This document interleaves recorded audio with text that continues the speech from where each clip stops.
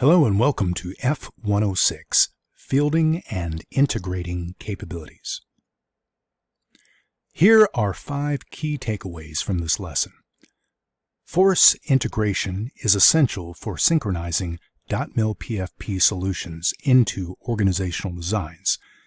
This ensures the creation of a modern force aligned with the Army's strategic goals. The G357 approves priorities, while G3 manages manpower and G1 oversees personnel. Equipment is distributed by AMC, which acts as the lead materiel integrator. Key documents guiding this process include the Equipping Guidance, Equipment Modernization Plan, and Modernization Strategy. Additionally, the new REARM model focuses on modernization, training, and mission readiness. This lesson brings together all the processes in the force management model to build a capability. The force management model, as depicted on the placemat, enables the Army to provide forces to combatant commanders. The first 2 stages of this model are strategy and capability development. The following steps, which are spread across different organizations responsible for .mil PFP capabilities, is force development. Force integration, the focus of today's lesson, is where all the processes come together in time and space to build a capability. Take note that force integration doesn't just start at the end of the force management model. It actually begins much earlier in the process. Force integration is currently captured as part of the Force Integration Functional Area, or FIFA, analysis and starts at this stage. But why do we start looking at force integration so early? The answer is simple. Any organizational changes can impact unit readiness, and therefore the Army's ability to provide trained and ready units for combatant commanders. Today, we will discuss 2 key topics, personnel and equipment.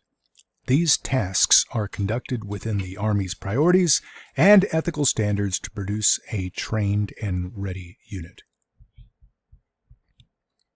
Force integration ensures that all actions across the Army's domains come together to create or change a unit. It synchronizes doctrine, organization, training, materiel, leadership, personnel, facilities, and policy .mil PFP solutions to produce combat-ready organizations. This process begins with analyzing .mil PFP solutions and is managed by the Headquarters DA G357 Force Integration Directorate. Using Force Integration Functional Area analysis, the Army assesses key areas such as structuring, manning, equipping, training, and sustaining. FIFA ensures these areas align to meet operational demands. Headquarters DA evaluates proposed changes to ensure they are suitable, feasible, and acceptable. This means that any organizational changes must be capable of fulfilling the Army's mission, use available resources effectively, and justify any increased costs.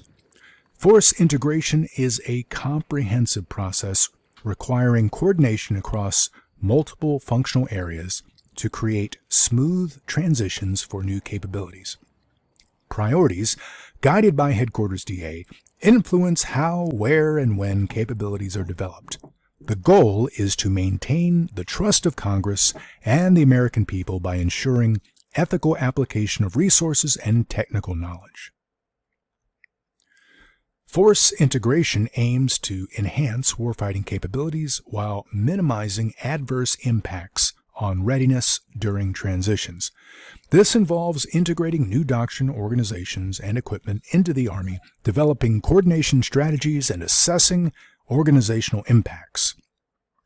The focus is on controlling turbulence and avoiding instant unreadiness while maintaining a warfighting posture. The Army must prioritize finite resources for distribution to operational units. This process ensures that resources are allocated effectively to meet mission requirements. Although this process has always existed, its significance grows as missions increase and resources become more constrained.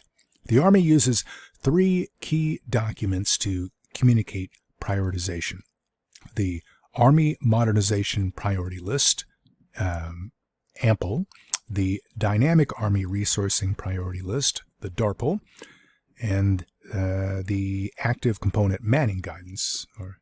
The AMPL establishes Army priorities based on guidance and the National Command Authority, Department of Defense, Joint Staff, and the Army Force Management Initiatives Group.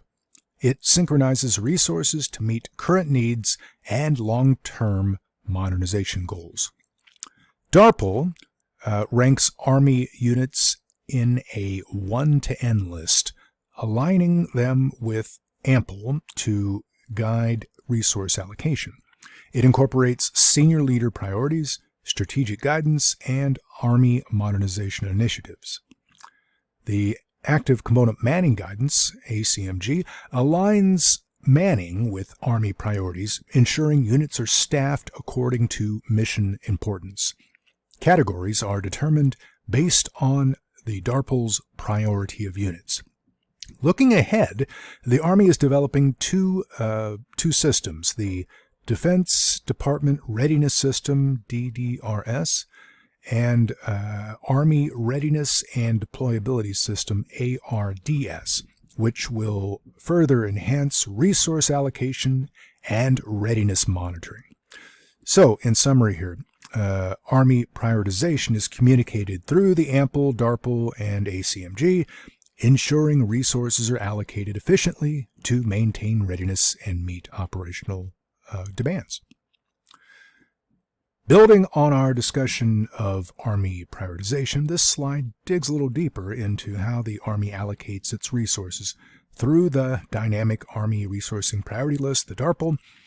And the DARPL is the authoritative guide for distributing resources, funding, and equipping across the total Army.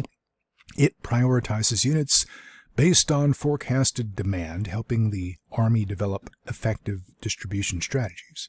The DARPL is informed by Unit Required Capabilities, URCs, and readiness objectives, which allow the Army to anticipate and prepare for future global demands.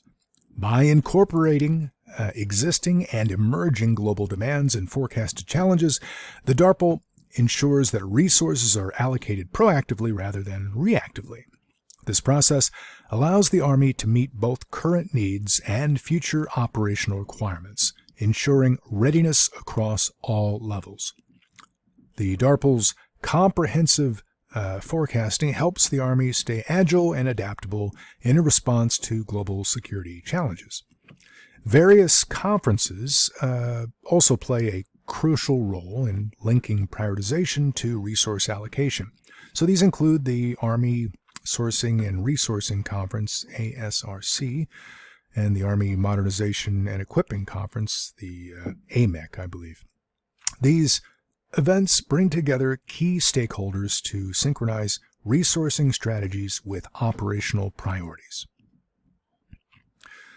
The Army is transitioning from 43 standalone systems to 2 future readiness systems, ATIS and GFIM-OE.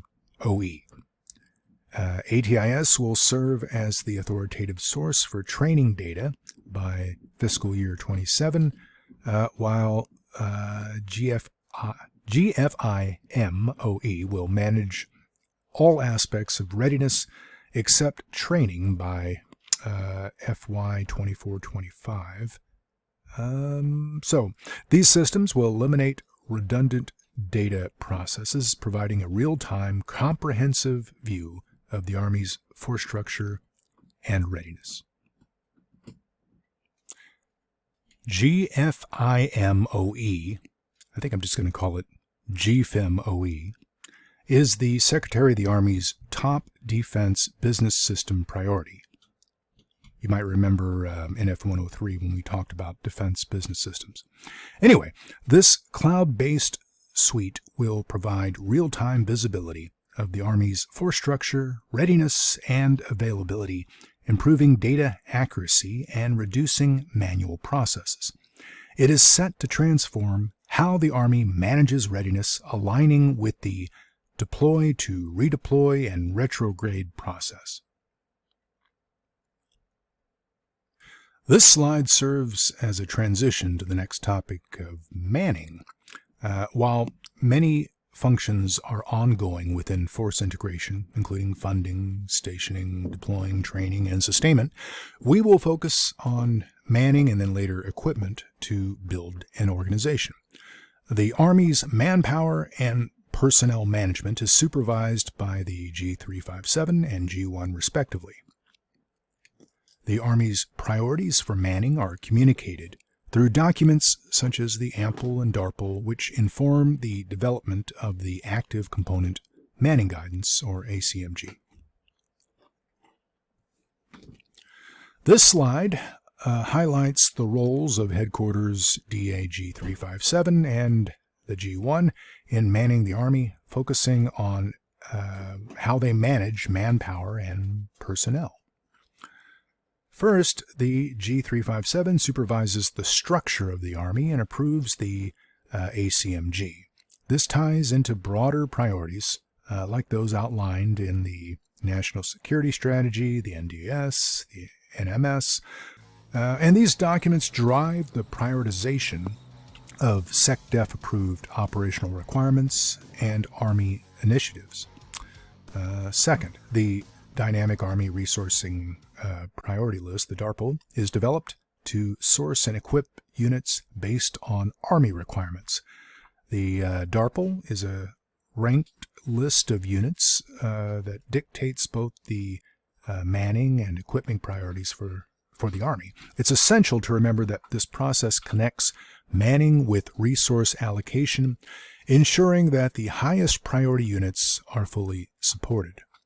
Third, the G1 provides the guidance to align personnel, the faces, with spaces created through this process. HRC then assigns soldiers to those positions based on the available personnel in each manning cycle. The ACMG ensures that manning is done strategically to support the Army's operational and readiness goals.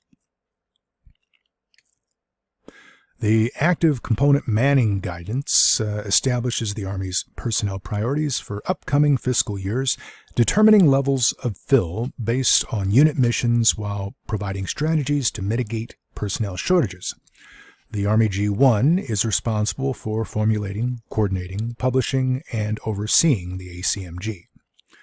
G357 supports this by providing key inputs, including collective training schedules, special mission requirements, and validation of emerging needs, ensuring authorization documents are up to date.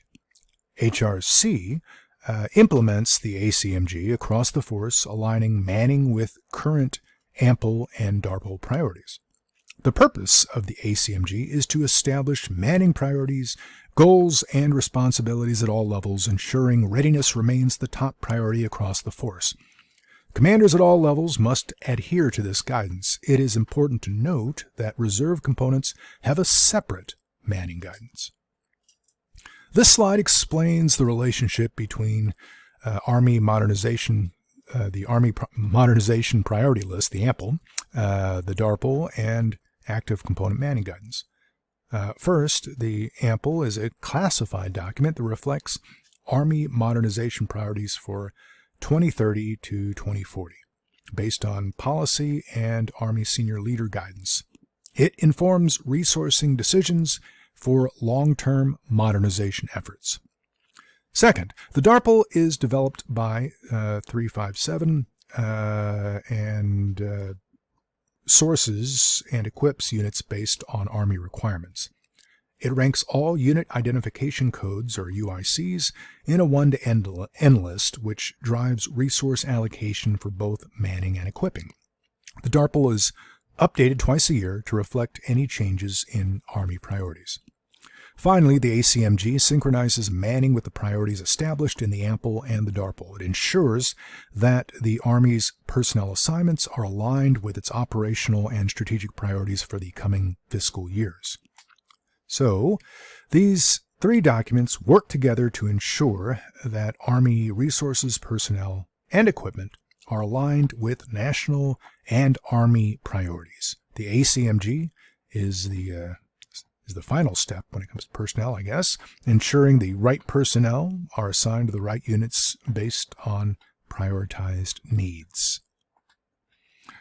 This slide explains how the ACMG is connected to the DARPL and demonstrates that both are dynamic and change with Army priorities. The ACMG is categorized into 4 manning levels, which are defined based on the Army's operational priorities. Number 1, ASL direct fill. This category includes positions prioritized by Army senior leaders and is filled at 100%. These positions may not always align with the AMPL or DARPL, but are critical to high priority missions. Next, we have manning category A, or alpha. Units in this category are manned at 100 to 90% and are assigned to support great power conflict missions such as immediate response and contingency forces. In category B, these units are focused on regional power conflicts, and they're manned at 100 to 80%. They support regional conflicts and follow-on requirements in large-scale combat operations. And then finally, category C, these are units supporting day-to-day operations like security cooperation and NATO support, and they're manned at between 100 to 70%. Senior commanders are responsible for managing non-deployable soldiers and cross-leveling personnel within installations.